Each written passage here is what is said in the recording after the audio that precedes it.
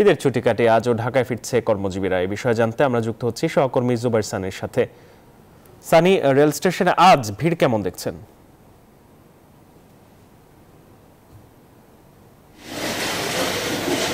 আজ সকাল থেকে কিন্তু মানুষের বেশ ভিড় আমরা লক্ষ্য করেছি, কারণ আপনি জানেন যে অনেকে ছুটি কাটিয়ে আগামীকাল অফিসে যোগ দেবেন রবিবার, এবং সে কারণে কিন্তু সকাল থেকেই ভিড় ছিল এবং সেই ভিড়টি এখনও রয়েছে। যে কয়েকটি ট্রেন এসেছে উত্তর অঞ্চল বা অন্যান্য জায়গা থেকে, সেগুলো থেকে কিন্তু প্রচুর যাত্রী আমরা দেখেছি তারা স্টেশনে প্রবেশ করেছেন।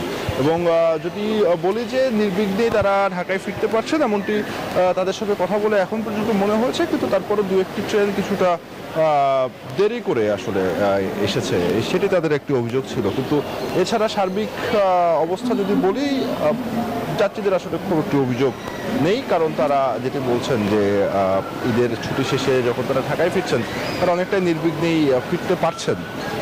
এবং আপনি হয়তো দেখতেই পাচ্ছেন যে মোটামুটি বেশ ভালোই ভিড় রয়েছে, এবং বাস স্ট্যান্ডগুলোতেও অনেকে আসছেন। নির্বিঘ্নে ফিরতে পারার আরেকটি মূল কারণ, অনেকেই কিন্তু বুধবারে বা বৃহস্পতিবারও ঢাকায় ফিরেছেন।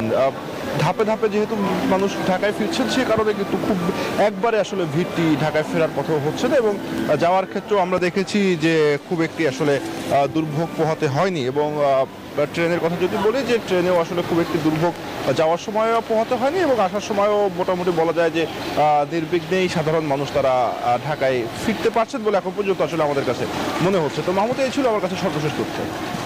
সানি, আপনাকে ধন্যবাদ।